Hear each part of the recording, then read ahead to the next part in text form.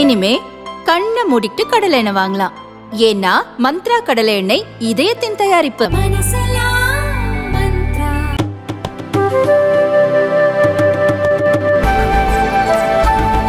மத்திய மின்துறை 2022-23 நிதியாண்டிற்கான 53 மின் விநியோக நிறுவனங்களின் நிதிநிலை செயல்திறனை உள்ளடக்கிய தரவரிசை பட்டியலை வெளியிட்டுள்ளது.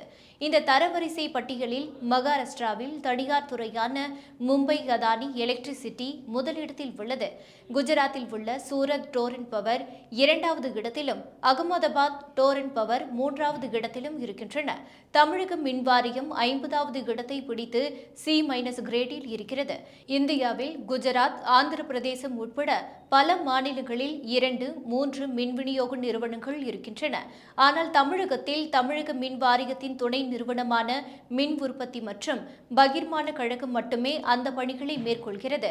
மின் கட்டண வருவாயை தாமதமாக ஈட்டுவது, மின் கொள்முதலுக்கு அதிகம் செலவு செய்வது உள்ளிட்டவை இதற்கு காரணங்களாக கூறப்பட்டுள்ளது.